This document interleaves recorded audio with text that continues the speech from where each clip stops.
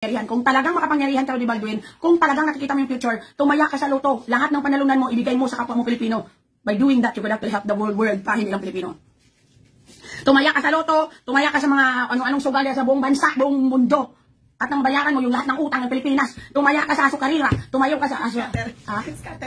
O sa scatter, tumaya ka sa lahat kay mapaktan mo man.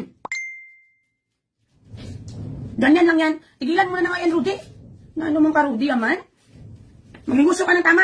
Mapaka ka negosyo, damo naman kagurupira kay mga mayayaman, may mga customer mo. Itigil mo na yan.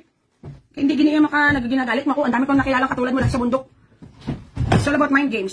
Nag sinabi na, magkakasunog sa Mindanao. Puta, laki-laki ng Mindanao. Kada year, may malaking sunog na nangyayari. Diba? Sabi ko rin sa last year, magkakasunog sa Bacolod. Malaking sunog. O, tinasunog din yung ano, nagpakot na ko. O, babaha sa ganito. Paano hindi babaha? Alam naman niya kung saan lugar sa Pilipinas yung binabaha. At kung saan yung lugar sa Pilipinas na laging binabagyo.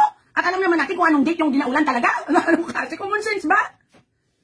And don't you know lang that your post can be edited? Sa mga hindi nakakalam. Mag-post ka ng 2012, edit mo yan. Pwede mong edit.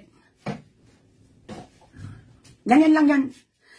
Babagyo sa Mindanao. O, pagka 2012, ay 2025, hindi nangyari.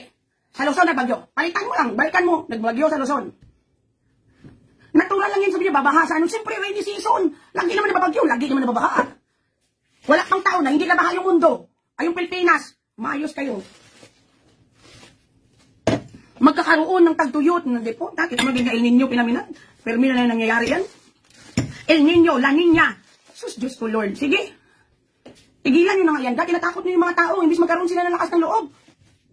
Si Altay. Mag-bullstar lang kaya tayo. At masaya. Mayo kayo, nagkakapira kayo out of somebody else's sphere. Tumigil na kayo.